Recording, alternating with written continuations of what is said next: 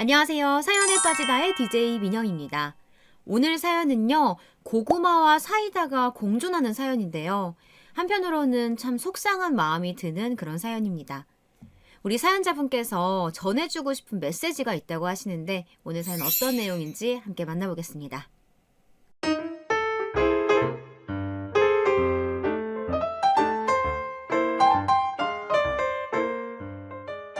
안녕하세요. 믿는 도끼에 발등 찍힌다는 말이 있죠.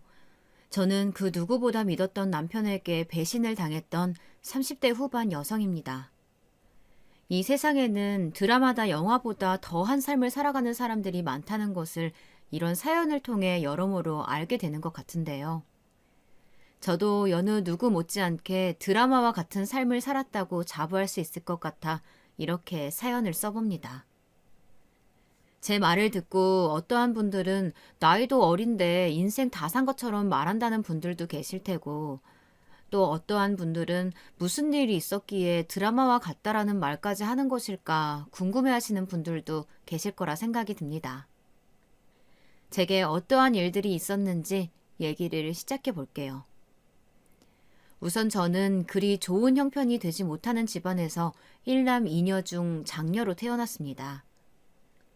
20살, 친구들이 대부분 대학에 진학할 때 저는 대학 등록금은 고사하고 하루하루 먹고 살기 빠듯했던 집안 형편을 너무나도 잘 알았기에 좋은 성적으로 고등학교를 마쳤음에도 대학교를 포기하고 취업에 뛰어들 수밖에 없었습니다.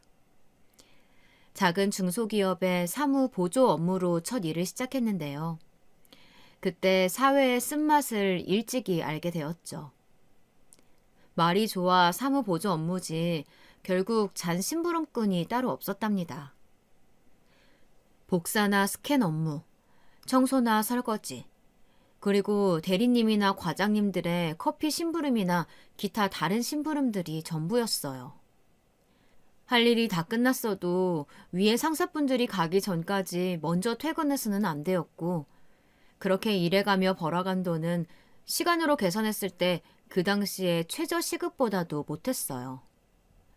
그 당시에 최저시급이면 요즘에 비해 반의 반도 안 되는 시급인데 그만한 최저시급도 못한 거였으니 말 다 한 거나 다름없죠. 그러던 어느 날이었습니다. 사장님의 집으로 가 강아지 산책 좀 시켜주라는 어이없는 심부름을 받은 저는 내키진 않았지만 하는 수 없이 사장님의 집으로 가게 되었어요. 그리고 그곳에서 저의 남편을 처음 만나게 되었죠. 남편은 그 당시 대학생이었는데요. 전날 과음을 했는지 얼굴이 시뻘개진 채로 강아지 목줄을 차고 있는 저를 물을 벌컥벌컥 마셔대며 쳐다보더라고요. 그쪽은 누구신데 우리 집에서 또리를 데려가려고 하는 거예요? 물을 다 마셨는지 제가 누군지 묻는 남편에게 자초지종을 설명하였고, 산책을 가는 저를 따라 나오던 남편은 저에 대해 꼬치꼬치 캐묻기 시작했어요. 몇 살이에요? 20살이요. 나는 22살인데. 내가 2살이나 오빠인데 말 놔도 되지? 네, 그러세요. 이름이 뭐야? 최은주요. 아, 나는 손성민이라고 해. 반갑다. 반갑다며 악수를 청하는 남편의 모습이 그 당시엔 참 신기했어요. 저와는 너무나 다른 사람 같았거든요. 낯가림이 심한 데다 사장님 아들과 괜한 관계로 엮이고 싶지 않아 일부러 딱딱하게 벽을 쳐가며 말하는 저에게 아무렇지 않게 다가오는 남편이 그저 신기하고 한편으로는 조금 불편하기도 했어요. 저는 어쩔 수 없이 악수를 받아주었고, 제게 손을 꽉 잡아 보이던 남편은 하던 질문들을 마저 이어갔죠. 어디에 사는지 물어보던 남편은 제 대답에 집이 그리 멀지 않다며 밝게 웃어 보이더니 대뜸 남자친구가 있냐고 물어보는 겁니다. 없다는 제 대답에 갑자기 핸드폰을 달라던 남편은 자신의 번호로 전화를 걸다가 끊더니 연락할게. 우리 아버지한테는 또리 산책 잘 시켜줬다고 말할 테니까 이제 들어가 봐. 하며 강아지를 데리고 자신의 집으로 들어가는 남편이었어요. 그렇게 저와 남편은 처음 알게 되었습니다. 이후 정말로 남편에게 연락이 왔고 처음엔 당연히 거절을 했었죠. 그럼에도 몇 번이고 연락이 왔고 결국 저는 이후에도 남편을 만났어요. 그런데 이 사람 진심처럼 느껴지더라고요. 그렇게 연락과 만남을 이어오다 남편의 고백으로 20살에서 21로 넘어가던 겨울에 남편과 정식으로 교제를 하였답니다. 물론 사장님 몰래 말이죠. 남편과의 연애는 신기함 그 자체였어요. 워낙 집안이 태생부터 저와는 정반대인 사람이었기에 남편이 선사해주는 데이트들은 제가 겪지 못했던 일들이 많았답니다. 값비싼 레스토랑에서 처음 먹어보는 음식들을 접한 것은 물론이고 요트나 5성급 호텔에서 잠을 자보고 남편의 지원으로 함께 해외여행도 다녀왔었죠. 그리고 2년의 연애가 끝나갈 쯤 남편은 군 입대를 하였습니다. 마지막 머리를 바짝 밀고 훈련소에 들어가는 것까지 함께 동행했었어요. 사장님과 사모님이 함께 오겠다고 하는 것을 남편은 친구들과 함께 갈 거라며 겨우 말렸었다며 하마터면 저와 연애하는 것을 사장님께 들킬 뻔했다고 안도의 한숨을 내시더라고요. 고무신 거꾸로 신지 말고 얌전히 기다리고 있으란 남편에게 걱정 말고 다녀오라며 안심시켜 주었고 제가 말한 그대로 전 이후로도 남편에게 편지는 물론이고 종종 틈만 나면 한껏 도시락을 싸서 면회도 갔었답니다. 그렇게 남편이 제대할 때까지 기다리고 있다 보니 시간이 훌쩍 가더라고요. 어느덧 남편은 제대 후에 학교까지 복학하였고 저와 남편도 만난 지 4년이 지나고 있었죠. 그렇게 아무 문제 없이 교제를 이어가던 어느 날이었습니다. 연애 5년 차쯤이었을 것 같아요. 어느덧 저도 남편네 회사에서 일을 한 지 6년 차가 되었고 그 사이 전 지긋지긋하던 사무 보조 업무에서 일반 사원으로 일을 하게 되었습니다. 제법 일다운 일들도 맡아가며 지내고 있었죠. 심지어 주임이라는 직책까지 달게 되었고요. 제가 남편과 만나고 있다는 사실을 모르던 사장님은 군말 없이 장기간 일을 해준 저를 나름 예뻐라 해주셨어요. 그렇게 사장님 몰래 비밀 연애를 이어가는데 그만 저와 남편이 만나고 있다는 사실을 사장님께 들키고 말게 된 일이 있었습니다.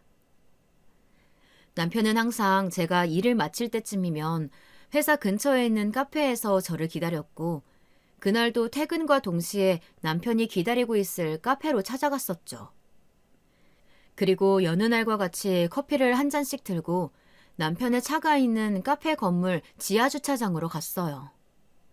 왼손엔 커피를 오른손엔 항상 그랬듯이 남편의 손을 잡고 지하주차장으로 걸어가는데 맞은편에 익숙한 실루엣이 보이더라고요. 최은주 주임? 사장님. 은주 주임이 왜 우리 성민이랑 있는 거지? 그것도 손을 잡고 말이야.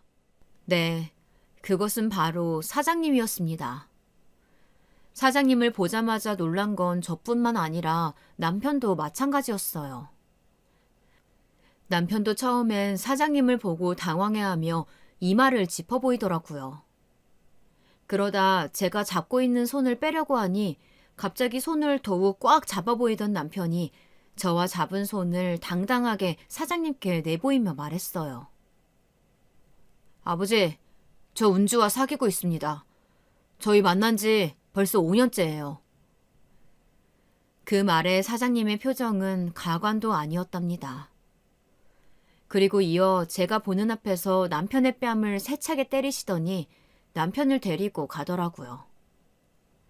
그렇게 남편은 사장님의 손에 붙들린 채 그곳을 빠져나왔고 저와 남편의 관계를 다 들켜버린 뒤로 저는 회사에서 해고를 당하게 되었어요.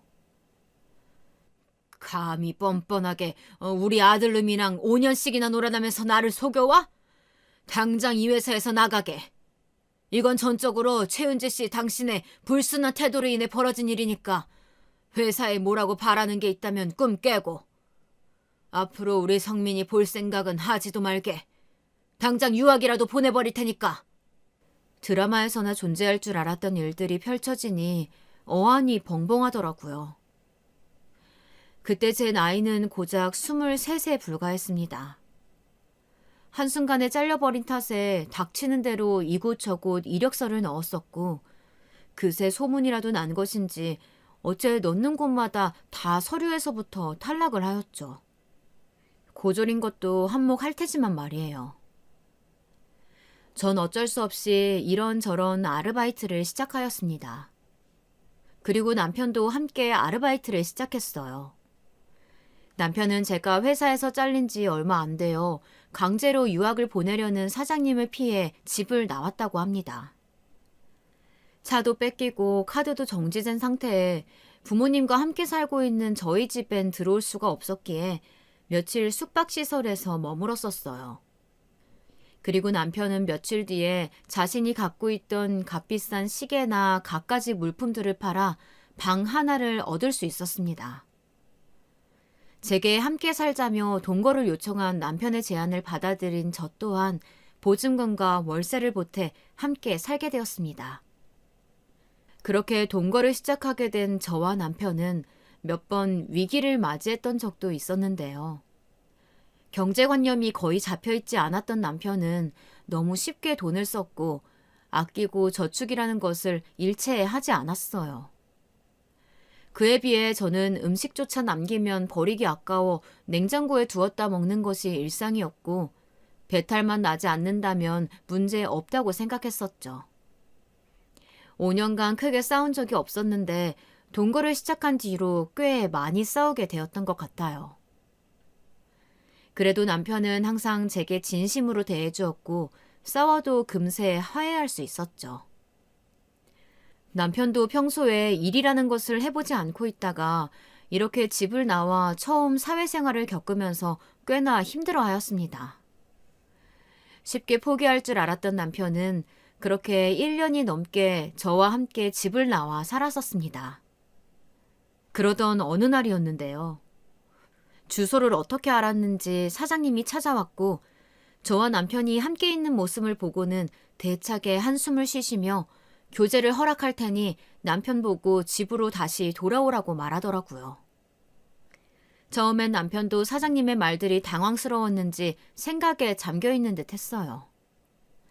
사실 남편은 그 당시 사장님이었던 자신의 아버지를 싫어했었거든요.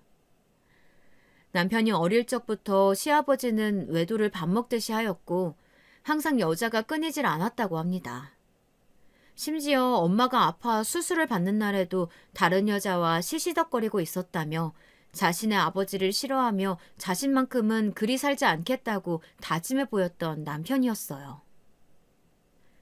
그러다 저의 시어머니이자 남편의 어머니는 남편이 10대일 때 돌아가시고 말았고 엄마의 빈자리가 1년이 채 지나지 않아 시아버지는 새어머니라며 다른 여자를 데리고 왔었다고 합니다. 이후로는 새엄마와 함께 살고 있었고요.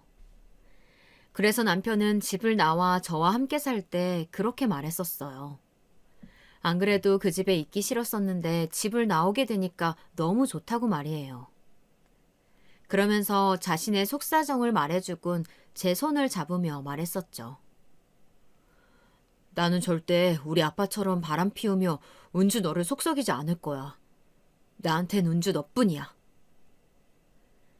그렇게 말하던 남편이었기에 저는 더욱 남편을 믿었던 것일지도 모릅니다. 아무튼 그날 사장님의 갑작스런 제안에 잠시 생각에 잠겨 고민하는 듯 하다가 사장님께 알겠다고 하며 긍정적인 대답을 보였죠. 이어 저보곤 월세를 본인이 계속 내줄 테니 여기서 그냥 계속 살라고 말하더라고요. 그리고 사장님껜 집으로 돌아가는 대신 본인이 대학교를 모두 졸업하면 저와 결혼하게 해달라며 부탁했고 그러지 않으면 집으로 돌아가지 않겠다며 초강수를 두었죠. 사장님도 잠시 고민하다 어쩔 수 없다는 표정으로 알겠다 말하곤 남편을 데리고 집을 떠났습니다. 그렇게 다시 집으로 돌아간 남편은 잠시 일을 하느라 휴학했던 학교를 마저 복학했고 늦깎이 복학생으로 마지막 학기를 다녔답니다. 그리고 주말이면 이제 혼자 살게 된 그 집으로 찾아와 전처럼 같이 맛있는 것도 먹고 집 데이트를 즐겼어요.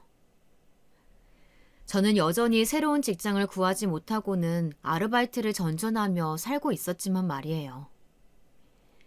그렇게 무려 7년의 연애 끝에 남편은 약속대로 대학을 모두 졸업하고 저에게 프로포즈를 하였습니다. 저는 너무나도 기다려왔던 남편의 프로포즈였기에 고민할 것도 없이 승낙했고 그렇게 저와 남편은 결혼을 하게 되었습니다.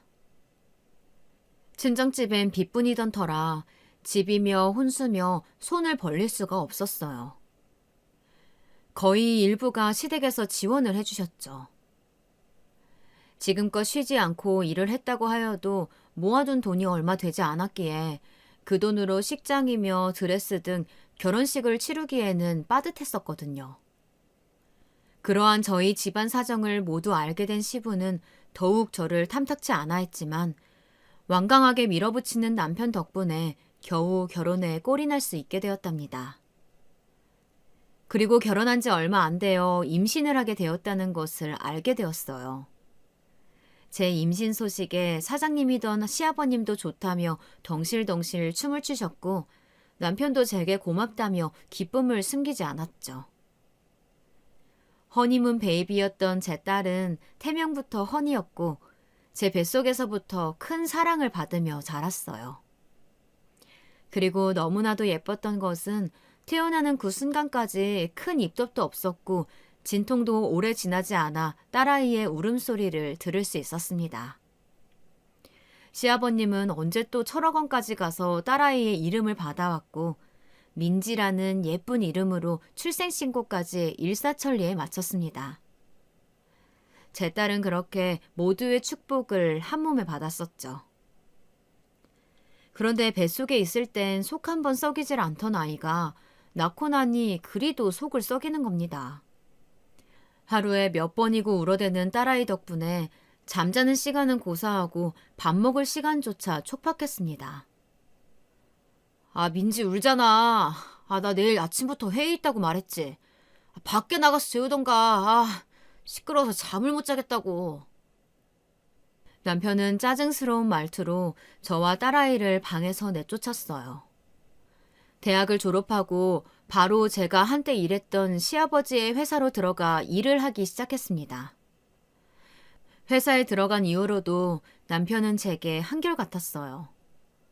그렇게 결혼 후에도 항상 다정하고 자상하던 남편은 민지가 태어난 뒤로부터 변하기 시작했습니다. 육아는 고사하고 항상 뭐가 그렇게 바쁜지 아침부터 밤까지 집에 들어오질 않았고 심지어는 주말마저 출근을 하였죠. 그때만 해도 참으로 순진했던 저는 남편의 말을 고지곳대로 믿었습니다. 옷에서 웬 낯선 여자 향수 냄새가 나도 거래처 접대하러 간 술집에서 냄새가 조금 배어온 거라며 핑계를 대는 남편의 말에도 그러려니 하고 넘어갔었죠.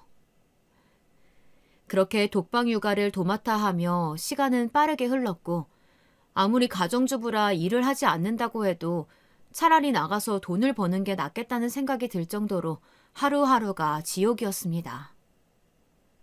내 천사 같은 딸아이는 너무나도 예뻤지만 가끔 악마처럼 울어댈 때면 저 아이가 진짜 내 아이가 맞나 싶은 생각도 들 때가 있었어요.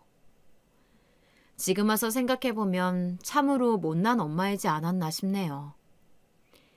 그렇게 시간이 흘러 딸아이의 돌이 지나고 어느덧 눈물은 그쳐지고 제법 걷고 말도 할 줄 아는 3살이 되었을 때였습니다.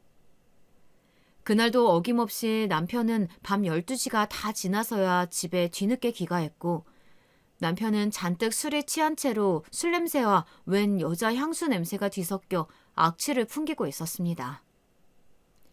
비틀거리는 남편을 부축한 채 안방으로 들어와 남편의 자켓을 벗기는데 그 안에 와이셔츠 소매에 떡하니 여자 입술 모양의 립스틱 자국이 묻어져 있더라고요. 그리고 자켓 안에 있던 속주머니엔 술집 여자의 명함으로 보이는 게 있었어요. 그걸 보는데 속에서 천불이 나더군요. 당장이라도 뺨을 때려가며 이게 뭐냐고 따져 묻고 싶었지만 어쩐지 무서워졌습니다. 이 사연을 듣는 분들은 제가 답답하다며 저를 욕하실지 모르겠지만요. 그 당시에 저는 남편에게 버림받는 것이 더 두려웠어요. 남자가 일을 하다 보면 이런 술집도 갈 수 있고 잠시 유흥을 즐길 수도 있지 하며 자기 합리화를 했던 것 같아요.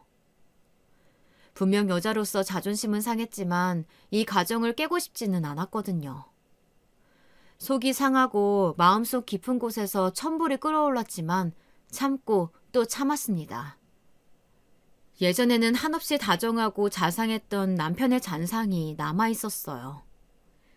제가 더 잘하면 예전에 제가 알던 그 모습으로 남편이 돌아올 거란 헛된 희망을 품고 있었는지 몰라요.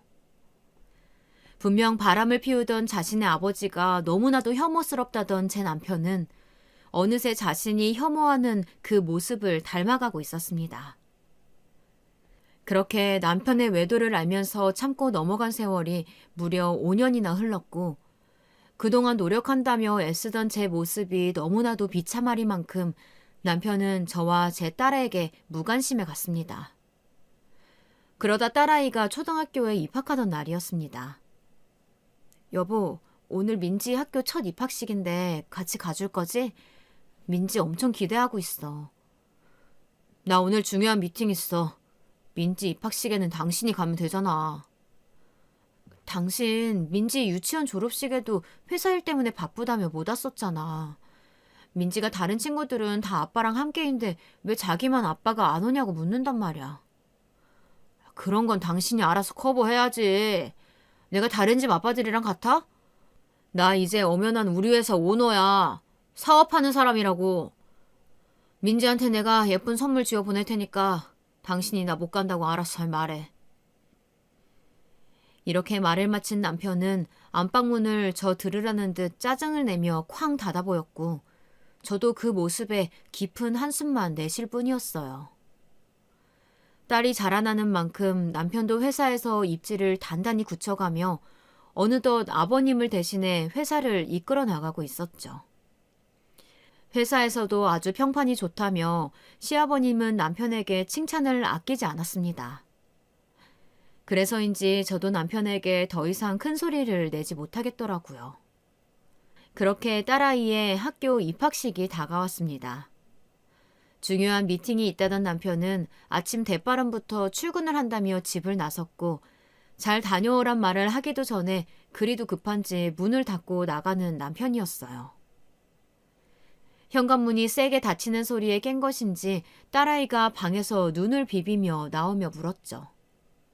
엄마, 아빠 오늘도 바빠? 전 그런 딸아이를 데리고 화장실로 가며 말했어요. 오늘 아주 중요한 미팅이 있대. 그럼 아빠 오늘도 못 오는 거야? 하지만 아빠가 우리 민지 학교 입학 축하한다고 책가방이랑 예쁜 필통이랑 사다 주고 가셨어. 이따 저녁에 아빠 오면 고맙다고 인사해주자. 유치원 애들이 나보고 아빠도 없으면서 있다고 뻥치지 말라고 했단 말이야. 딸아이의 말에 저는 딸아이를 세수시키던 손을 잠시 멈칫했어요. 그게 무슨 말이야? 유치원 애들이 그런 말을 했었어? 응. 졸업식 때도 아빠가 안 오니까 애들이 나보고 아빠가 진짜 있는 거냐고 그랬어. 딸아이의 말을 듣는데 심장이 쿵 내려앉는 것 같더라고요. 엄연히 아빠라는 존재가 있음에도 그런 말을 듣고 있는 제 딸을 보며 너무나도 속상하고 말로 표현 못할 기분이 스쳐 지나갔어요. 딸아이가 유치원에 다닐 무렵에 학부모들 모임에 저는 항상 빠짐없이 참석했었거든요. 제 남편이 한 회사의 사장이란 점을 자랑하듯 말해 보였었고요. 그래서 제 딸은 당연하게도 그런 말도 안 되는 의심을 사리라 미처 생각하지 못했습니다. 아빠가 바빠서 못 오시는 거라고 말하지 그랬어. 말했어. 우리 아빠는 회사 사장님이라고. 그래서 바쁜 거라고. 회사에서 일하느라 민지 보러 못 온다고. 그런데 애들이 내 말을 안 믿는단 말이야. 급기야 엉엉 울음을 터뜨리는 딸아이는 세수한 것이 무색하게 다시금 얼굴을 눈물로 범벅였고 저는 다시 세수를 해주며 딸아이를 달랬어요. 알았어. 엄마가 우리 민지만 몰라줘서 미안해. 우리 민지 오늘 입학식인데 이런 울부 모습으로 보이면 안 되겠지? 뚝 그치고 엄마가 예쁘게 머리 해줄 테니까 예쁘게 하고 학교 가자. 겨우겨우 딸아이를 달랬었고 남편이 사놓고 간 딸아이의 책가방을 매주고는 딸의 손을 잡고 집에서 5분 거리엔 학교까지 함께 걸어갔어요. 딸은 예쁘게 따아진 머리와 남편이 선물로 주고 간 책가방을 보며 기분이 조금 풀렸는지 배시시 웃어 보였습니다. 전 그런 딸아이를 흐뭇하게 바라보았죠. 그러다 저는 딸의 기분을 살피며 조심스레 딸에게 물어 유치원에서 그런 나쁜 소리를 해댄 아이가 누구인지 물었어요. 그런데 딸아이의 입에서 나온 아이의 이름은 학부모 모임 때 저와 꽤 친하게 담소를 나누던 엄마의 아이 이름이었어요. 저는 딸아이 입학식이 진행되는 동안 딸아이 입 밖으로 나온 그 아이의 엄마에게 전화를 걸었습니다. 저기요, 현수 어머님. 도대체 현수에게 어떻게 말을 했길래 현수가 우리 민지한테 아빠가 없다느니 그런 말을 하는 거죠? 어머, 민지 어머님. 다짜고짜 전화해서 안부는 고사하고 갑자기 애들끼리 장난 좀 친 걸 가지고 따지고 그러세요. 그렇게 안 봤는데 사람 참 무례하시네요. 뻔뻔하게 나오는 상대 학부모의 태도에 기가 막혀 말이 안 나오더라고요. 제가 뭐라 더 따져 물으려 겨우 입을 떼는 순간 상대 엄마의 말에 다시 입이 다물어지고 말았습니다. 그리고요, 민지 어머님. 우리 집 옆집 사시는 애 엄마 남편이 민지 어머님이 말하던 그 남편분네 회사 사장이랍디다. 그 집은 오고 가며 몇 번 그 남편분과 함께 마주친 데다가 명함까지 직접 받은 적이 있어요. 그런데 그렇게 뻔뻔하게 남의 남편을 자기 남편이라고 뻥을 쳐대는데 내가 어떻게 그 말을 믿겠어요? 그냥 민지네는 아빠가 없어서 남의 남편을 자기 남편이라고 거짓말로 둘러대는구나 이렇게 생각하죠. 네? 그게 무슨 소리예요? 명함 받은 거 확실해요? 진짜 제가 말하던 그 회사 사장 명함이던가요? 그렇다니까요. 제가 뭐 사진이라도 찍어서 보내드려요? 전 명함 받은 걸 찍어서 보내주냐는 학부모의 말에 괜찮다면 부탁 좀 드리겠다고 말하였고 몇 분이 안 가 그 학부모는 정말 제 남편과 동일한 명함을 찍어 보내주었어요. 도대체 이게 무슨 상황인 건지 감이 오지 않았죠.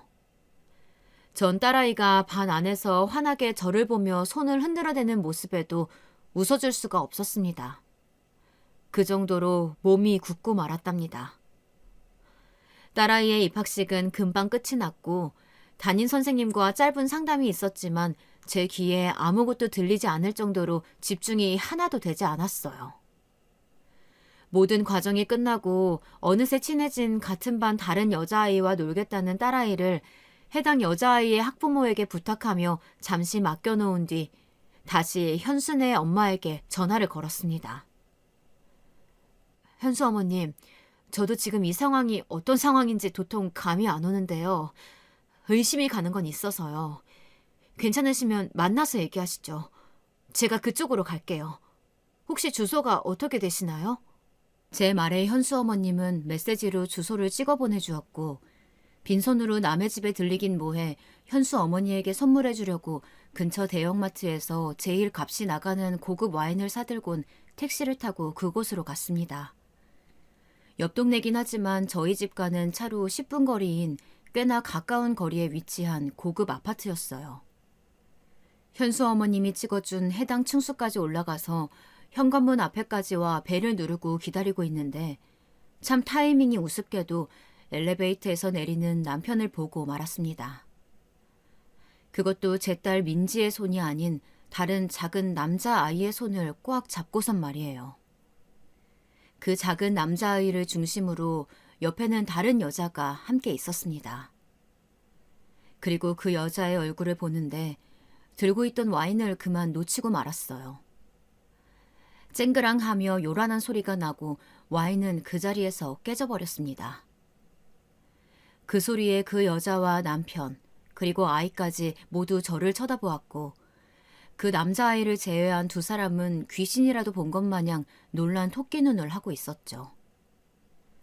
진즉에 문을 열어 모든 상황을 지켜보게 된 현수 어머님은 떨어진 와인을 보고 괜찮으냐며 제게 물었지만 전 아무런 대답을 할 수가 없었습니다. 어머, 민지 어머님 괜찮아요? 이거 와인 아까워서 어떡해. 어머, 진우네도 왔네요. 진우 어린이집 입소는 잘 하고 온 거예요?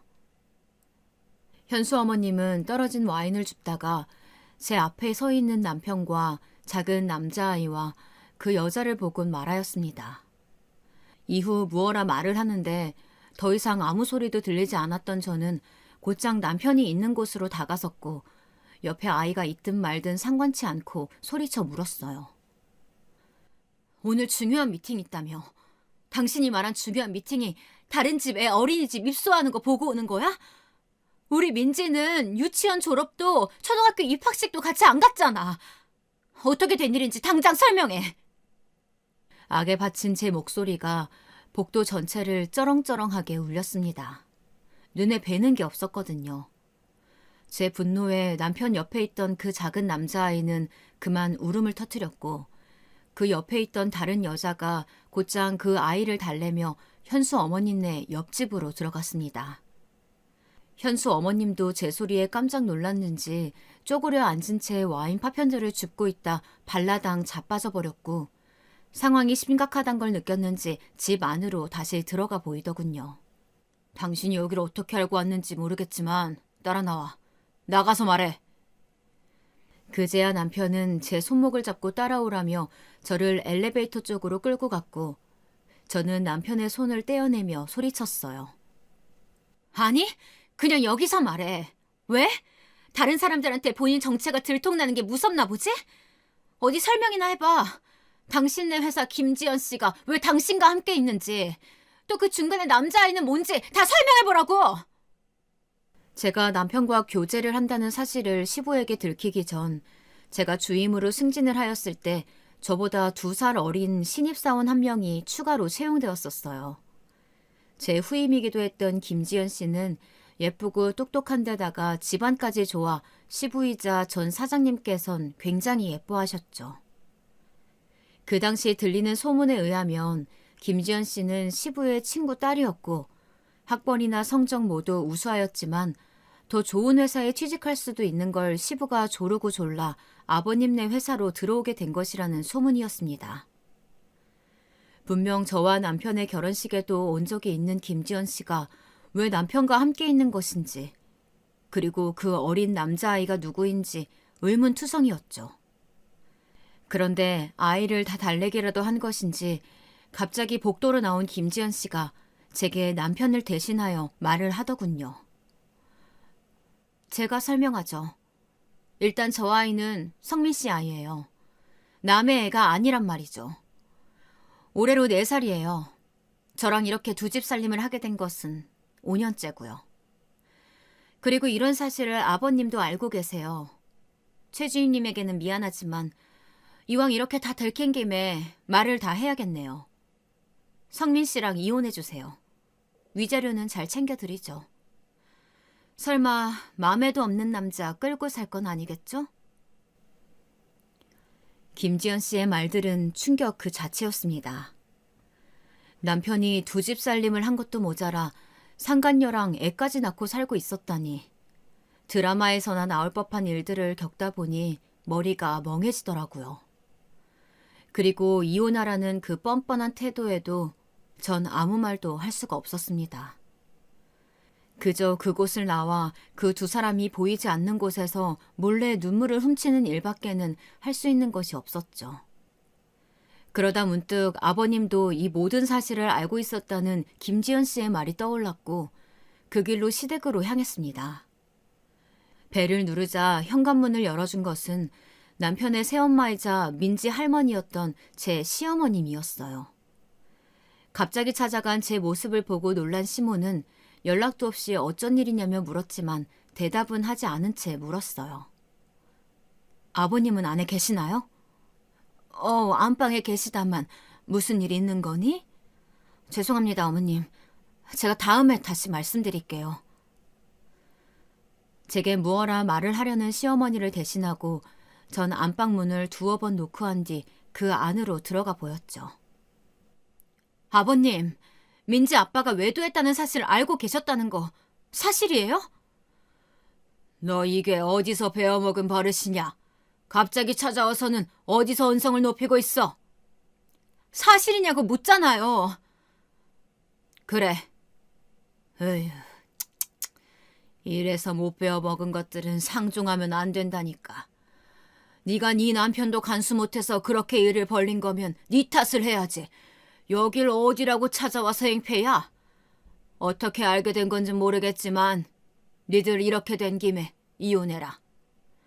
성민이도 보니까 진우 애미한테 아예 마음 굳힌 것 같고 너도 이미 맘 떠난 사람 괜히 붙잡고 있지 말고 그냥 정리하고 새 출발해라. 아버님이 어떻게 그러실 수가 있으세요?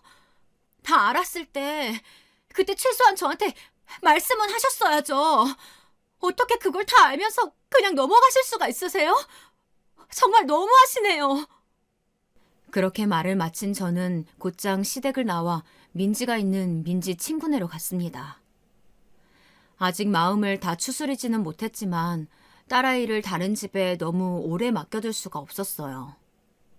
저는 눈물을 닦아내고 딸아이 친구네 초인종을 눌렀고 그곳에서 엄마 하며 딸아이가 뛰쳐나와 제 품에 안겨 보였죠.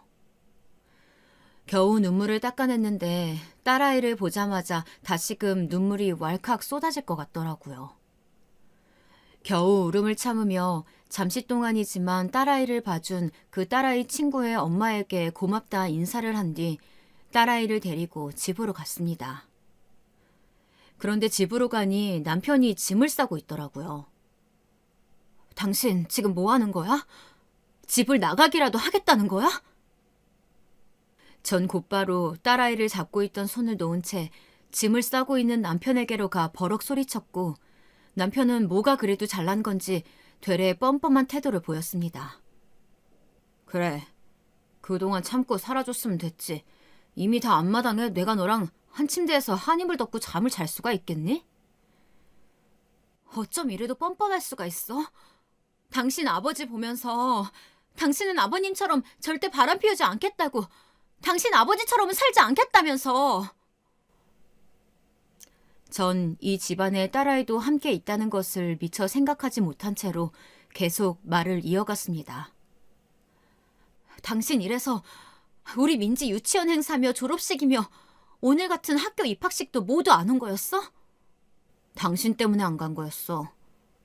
당신 꼴 보기 싫어서.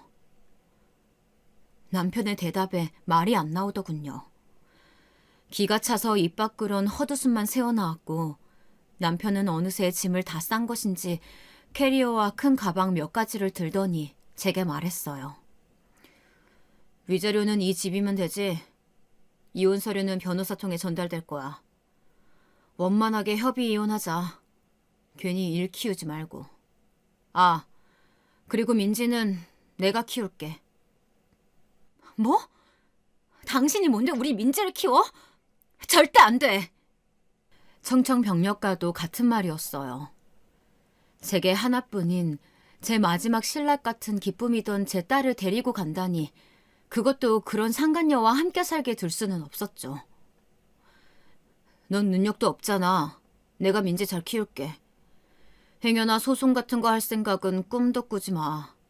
어차피 변호사 선임할 돈도 없겠지만 네가 나랑 싸워봤자 싸움이나 되겠어? 그리고 너도 민지를 위해 무엇이 더 나을지 잘 생각해봐. 일 안 하고 산지 10년 넘은 네가 지금 나와 일을 한다고 해봤자 네 몸 하나 간수하기 힘들 텐데 민지를 데리고 잘 살 수나 있겠어? 민지 오늘 초등학교 입학했어. 어쩜 말을 해도 저렇게 재수없게 하는 것인지 속에선 천불이 끓어오르고 울분이 쏟아졌지만 차마 남편의 말들을 반박할 수가 없었어요. 영 틀린 말들은 아니었거든요. 그저 입을 앙 다문 채로 남편을 노려볼 뿐이었죠. 아무것도 할 수 없는 제 자신이 참으로 무기력해 보였고 못나 보였어요. 그때 느꼈던 그 수치심은 감히 말로 표현할 수가 없네요. 민지는 다음 주에 데리러 올 거야. 지금 그 집에 민지가 쓸 방을 리모델링 중이거든. 그때까지 민지랑 잘 즐기고 있어. 민지 짐도 미리 싸주면 고맙겠고. 민지 학교는 그대로 다니게 할 거야. 입학한 지 얼마 안 돼서 전학시키기도 그렇고 그 집하고 학교까지 거리도 뭐 엄청 먼 것도 아니니까. 그 말을 끝으로 남편은 현관문 앞까지 캐리어와 싸둔 가방들을 끌고 나왔고 방 안에 있던 딸아이는 남편이 나간다는 것을 안 것인지 방에서 뛰쳐나와 남편에게 가 물었죠. 아빠 어디 가요? 엄마랑 싸운 거예요? 딸아이의 말에 남편은 민지 키에 맞춰 몸을 낮추더니 눈높이를 맞춰가며 말하더라고요. 민지야, 아빠 말 잘 들어. 엄마랑 아빠는 이제 부부가 아니야. 우리 민지 아빠가 다음 주에 데리러 올게. 그동안 엄마랑 재밌게 놀고 있어? 학교도 잘 다니고 선생님 말씀 잘 듣고 친구들이랑 잘 놀고 있고. 딸아이는 남편의 말에 동그란 눈에 눈물이 그렁그렁 차올랐지만 겨우 울음을 참아내려 하는 것처럼 보였고 고개만 끄덕여 보였습니다. 업전 남편은 애한테도 그리 매정하게 말을 할 수가 있는 것인지 잘 돌려 말하면 안 되는 것인지 정말 저런 남편에게 내 딸을 보내도 되는 것인지 마음이 착잡했어요. 남편은 그 말을 끝으로 집을 나갔고 남편이 나가자 참았던 눈물을 터뜨리며 엉엉 우는 딸아이를 겨우 달래주었죠. 겨우 달랜 딸아이를 씻기고 침대에 눕혀 잠을 재우려는데 딸아이가 갑자기 조망만한 손으로 제 손을 잡더니 말하더라고요. 엄마, 아빠랑 화해하면 안 돼?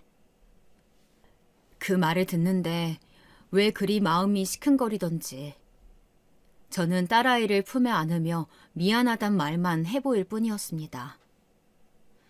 그리고 얼마 안 가 뭐가 그리도 급한 건지 곧바로 남편 쪽 변호사에게 연락이 왔고 저는 그렇게 힘없이 이혼을 당하고 말았습니다. 이혼 서류에 도장을 찍는데 손이 벌벌 떨리더라고요. 무려 17년을 알고 지낸 남편과 그렇게 짧게 끝이 났습니다. 솔직히 그때까지만 해도 실감이 잘 안 났어요. 참 배신감에 치가 떨리고 꼴도 보기 싫다가도 행복했던 과거를 떠올리면 다시 남편이 제게 돌아와 주길 멍청하게도 바랬었죠. 하지만 얼마 안 가 남편은 제게 딸아이마저 뺏어갔습니다. 약속했던 일주일의 시간이 흐른 뒤에 찾아온 남편은 딸아이를 데리고 갔고 그렇게 전 홀로 남게 되었습니다. 남편이 벌어다 주던 생활비가 끊기니 당장 제가 직접 돈을 벌어 생활을 해야 했어요. 제대로 사회생활을 하지 않은 것이 어언 10년이 훌쩍 넘었고 그렇게 경력 단절이 된 저를 받아주는 기업은 없었죠. 결국 마트 아르바이트로 시작을 했었어요. 계산대에서 계산을 해주는 계산원이었죠. 그리고 그곳에서 잠시 잊고 있던 현순의 어머님을 마주치고 말았습니다. 어머, 이게 누구야? 민지 어머님 아니세요? 여기서 일하시는 거예요? 아, 네. 어쩌다 보니 그렇게 됐어요. 현수 어머님은 이쪽 동네 마트까지 오셔서 장 보시는 거예요? 아, 이 근처에 우리 친정집이 있거든요. 겸사겸사 들렸는데 이거 엄청난 우연이다. 안 그래도 그날 그렇게 가시고 연락 없으셔서 마음 쓰였거든요. 혹시 오늘 몇 시에 끝나세요? 괜찮으시면 끝나고 같이 커피라도 한잔 할까요? 갑작스러운 제안이었지만 지난번에 제대로 인사도 못하고 가버린 것도 마음에 쓰였고 또 우리 민지가 살고 있는 그 집 바로 옆집에 사시고 계시니 민지에 관해 저 또한 물어보면 좋겠다 싶어 흔쾌히 제안을 승낙했어요. 마침 교대 시간도 가까워져 왔었고 현수 어머님껜 조금만 기다려달라고 말하곤 남은 시간까지 일을 모두 마쳤죠. 그리고 마트 안에 있는 카페로 향했습니다. 지난번에는 자기가 오해해서 미안했다며 본인이 커피를 사겠다던 현수 어머님은 자연스레 주문을 하였습니다. 저도 큰 거절은 하지 않았고요. 그리고 금방 나온 커피를 제 자리에 놓아주던 현수 어머님이 먼저 입을 열었습니다. 이깟 커피로 어디 사과나 되겠어요? 다음엔 밥이라도 사드릴게요. 제가 저는 결례가 많았어요, 민지 어머니. 아니에요. 현수 엄마가 오해할 만했죠. 저마저도 제 남편이 두 집 살림을 하리라곤 상상도 못했는걸요. 역시나 맞죠? 두 집 살림. 민지 엄마가 조강지처고 진우 엄마가 그럼 상간녀였던 거 맞죠? 네, 다 들으셨구나. 그날 워낙에 복도에서 큰 소리로 떠들었기에 현수 엄마가 모든 얘기를 다 들었으리라고는 생각했는데 눈치가 빠른 것인지 상황 파악이 잘 되는 것인지 단번에 상황들을 캐치해낸 현수 엄마라 제가 더 자세히 설명할 필요가 없었어요. 민지가 진우 엄마랑 같이 살던데 이혼하고 민지까지 보낸 거예요? 네. 아무래도 경제력이 남편이 훨씬 좋았고 민지한테도 엄마 혼자 있는 것보단 비록 새엄마여도 제대로 된 가정 속에서 사는 게 더 낫겠다 싶어서 어쩔 수 없이 보냈어요. 어머, 어쩜 이런 일이 다 있나. 진짜 속이 말이 아니시겠어요, 민지 어머니. 현수 엄마에게 이렇게 위로를 받을 줄은 상상도 못했는데 그 말을 듣는데 눈물이 나올 것만 같더라고요. 현수 엄마는 그런 제 마음을 알기라도 한 건지 제 두 손을 꼭 잡아 보였고 생각보다 따뜻했던 그 손은 저를 한 번 더 위로해 주었습니다. 사실 딸이 그렇게 가버린 지도 벌써 반년이 지났었습니다. 딸도 남편도 없이 홀로 남겨진 그 집에서 우울한 삶을 살아가던 제게 꼭 필요했던 위로가 아니었나 싶어요. 이후 제 얘기를 모두 들어주던 현수 엄마가 좋은 게 생각났다며 잠시 자신의 핸드폰으로 뭔가를 검색하더니 제게 그 핸드폰을 보여주며 말했어요. 경력 단절된 여성들에게 지원해주는 건데 자격증도 딸 수 있게 해주고 지원금도 나온대요. 나 아는 애기 엄마도 이걸로 회사 취직했다고 들었어요. 민지 엄마도 한번 알아봐요. 이런 마트에서 시간 낭비하지 말고 더 큰 곳에서 보란 듯이 잘 살아주는 거예요. 제게 있어 너무나도 좋은 정보였습니다.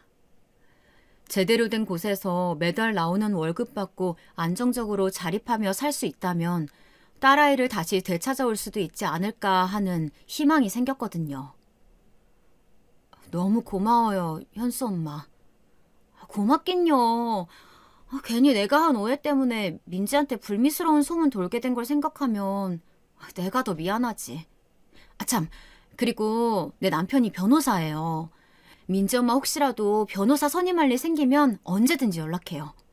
내가 남편한테 잘 말해서 변호사 선임비 최대한 절충해 볼 테니까.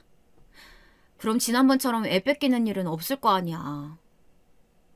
현수 엄마는 남편의 명함이라며 변호사 명함을 하나 건네주었고 그 명함이 언젠가 제게 동아줄이 될 것만 같아 냉큼 받아 넣었어요.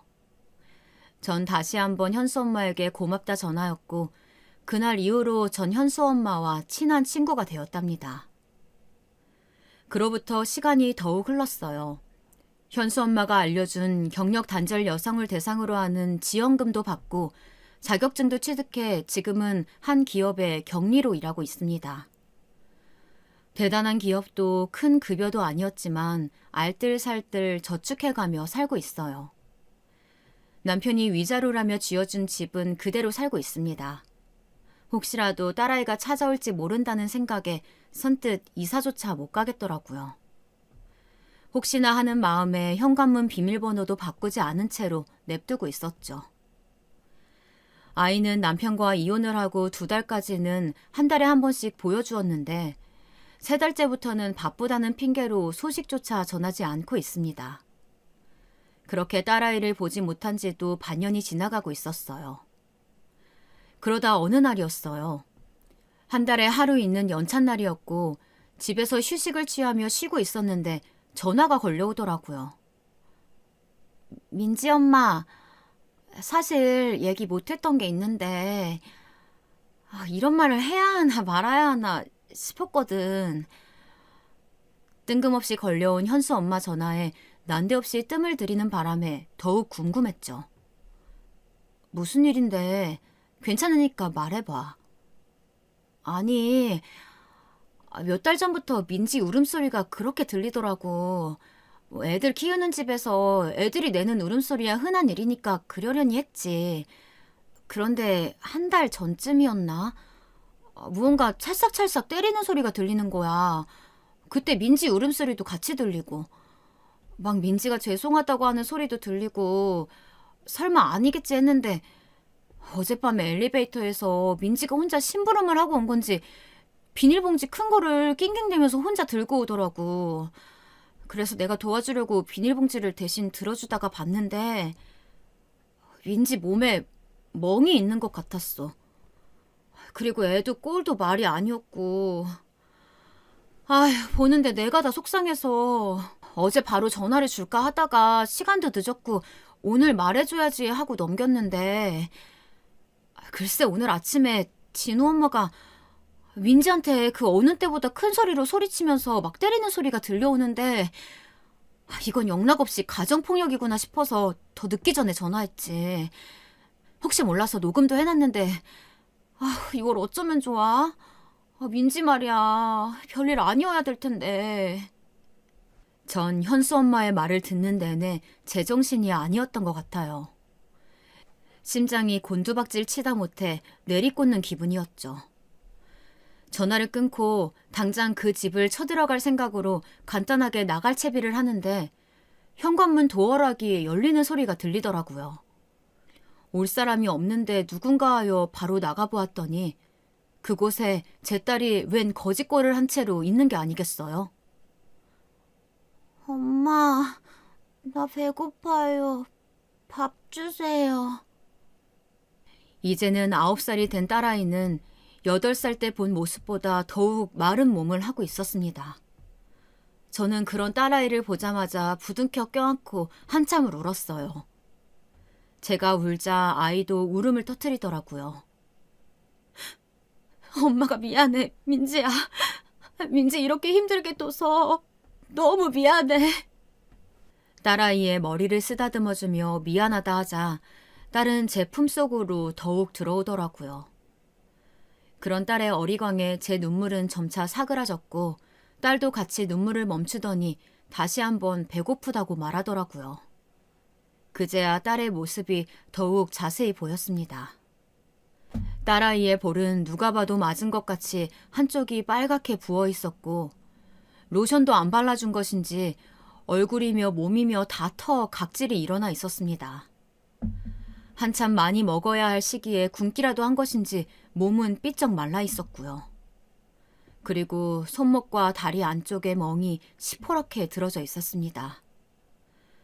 그 모습을 보는데 여러 감정이 교차하더라고요.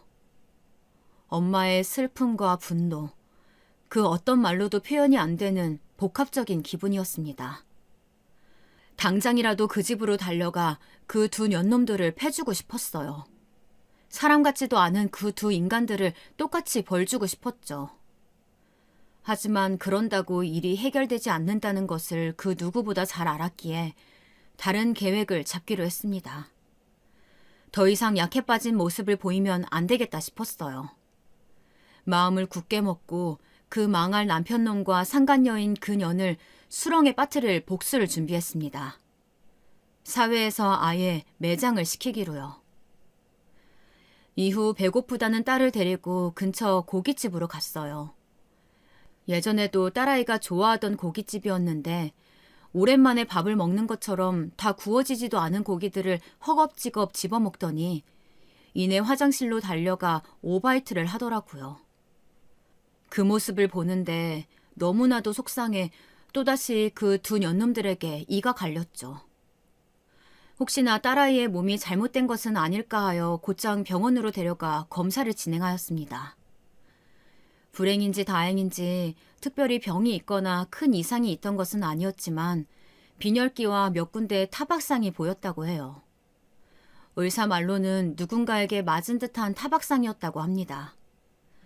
그렇게 진단서를 끊고는 수액을 맞고 있는 딸아이에게 가 조심스럽게 물었습니다. 민지야, 누가 너를 이렇게 만들었어?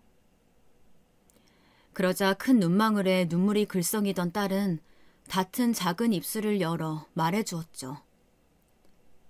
새엄마가 처음엔 아줌마라고 불렀다고 때리고, 다음엔 진우랑 놀다가 진우가 울었다고 때리고, 그 다음엔 엄마랑 닮았다면서 막 욕하고 때렸어.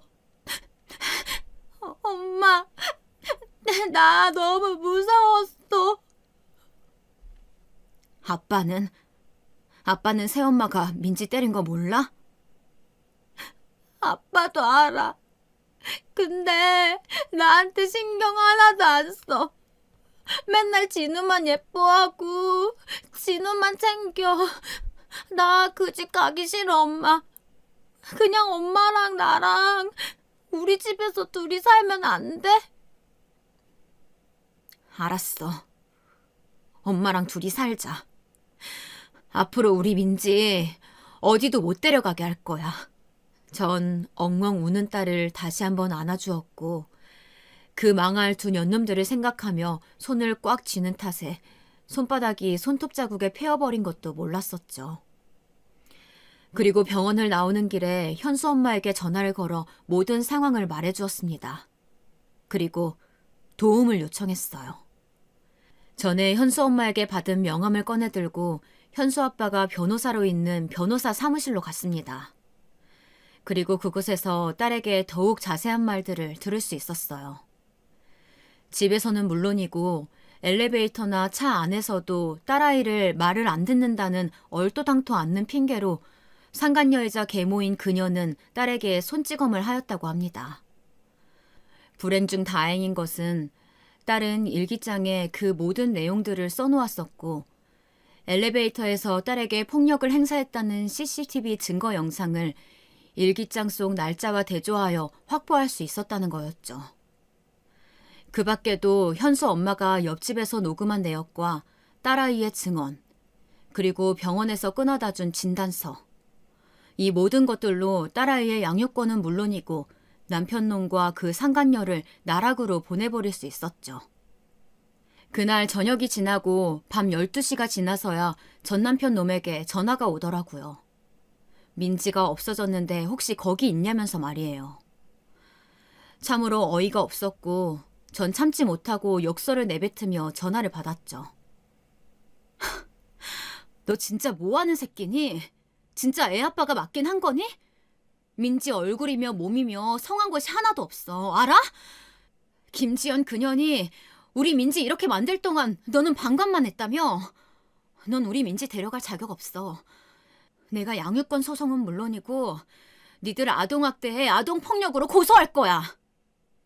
제 말에 콧방귀를 끼며 전 남편놈은 네가 무슨 수로 고소를 할 거냐며 빈정댔고 그런 전 남편에게 두고 보라고 말한 뒤 전화를 끊었습니다.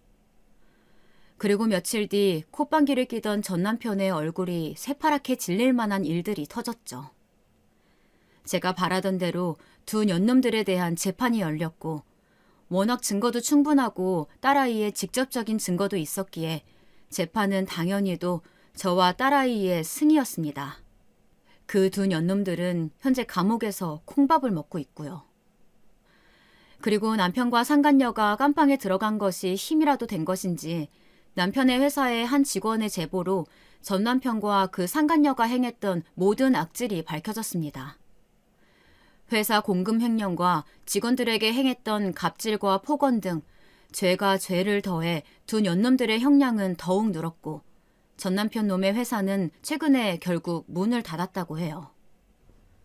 그리고 딸아이와 저는 그 집을 팔고 그 두 년놈들이 찾을 수 없는 지방으로 내려와 살고 있습니다. 전보다 작은 평수지만 신축 아파트라 시설들이 좋았고 지방이라 그런지 집값도 생각한 것보다 나쁘지 않아 무리 없이 이사를 올 수 있었습니다. 그리고 그동안 짧지만 나름 경력이 쌓였던 저는 다행히도 바로 이직을 할 수가 있었고 딸의 전학도 문제없이 진행되었죠. 현수 엄마와 멀어진 것은 아쉽지만 종종 제가 있는 곳으로 놀러와 전 남편놈의 이야기를 들려주곤 합니다. 전 남편과 상간녀 사이에서 태어난 그 진우라는 남자아이는 전 시부가 맞겠다며 데려갔다고 해요. 그 소식을 듣는데 그 나이 드신 분이 이제라도 어린 손자 등살에 한번 호되게 당했으면 좋겠다는 그런 못된 마음이 들더라고요. 한참 뛰어놀 남자아이라 에너지가 넘쳐날 텐데 고생 꽤나 하겠구나 싶었어요. 그리고 소송을 진행하는 동안 전 시어머니가 찾아온 적이 있습니다. 딸아이가 상간녀에게 당했던 일들을 들려주자 눈물을 흘리며 본인이 더욱 면목이 없다 말하더라고요. 전 남편의 새어머니이자 전 시모는 상간녀의 존재도 뒤늦게 저와 전 남편이 이혼을 하면서 알았다고 해요. 자신의 남편과 아들을 대신하여 본인이 사과하겠다며 무릎까지 꿇어 보이던 전 시모였습니다. 어머님이 사과할 일이 아니라며 일어나라고 바로 부축해 보이긴 하였는데 이렇게 사연을 쓰다 보니 그런 생각이 들더군요. 계모라고 하여 모두 다 나쁜 사람만 있는 것은 아니라는 것을요. 전 시어머니처럼 계모여도 친모처럼 본인이 나서서 친자직은 아니더라도 그 자식의 일에 무릎까지 꿇어 보이는 사람이 있는 반면 상간녀처럼 자기 자식만 소중한 줄 알고 남의 귀한 자식은 아무런 죄도 없이 때리는 그런 사람도 있다는 것을 말이에요. 이 세상에 무수한 사람들이 있고 다양한 성격의 사람들이 존재합니다. 하지만 그 무엇도 학대와 폭력은 있으면 안 되는 일이라고 생각합니다. 더 이상 저와 제 딸아이와 같은 일들이 일어나지 않기를 바라며 큰 용기를 내어 이 사연을 써봅니다. 저는 현재 딸아이의 몸과 마음 전부를 씻어주진 못하겠지만 상처를 보듬어 주려고 노력 중에 있습니다. 그 무엇보다 딸에게 집중하며 풍요롭지는 않지만 남부럽지 않게 그렇게 행복하게 살고 있어요. 제 복수가 다른 사연들에 비해 엄청난 사이다를 전해주는 것은 아니었을지 몰라요. 하지만 제일 중요한 것은 현재 저의 상황이 아닐까 싶습니다. 저는 현재 딸과 함께여서 너무 행복하고 서로의 버팀목이 되어주며 살고 있습니다. 비록 제 사연이 많이 답답했을지도 모릅니다만 그래도 저와 제 딸 민지 많이 응원해 주셨으면 좋겠어요. 그럼 지금까지 제 긴 사연 들어주셔서 감사합니다.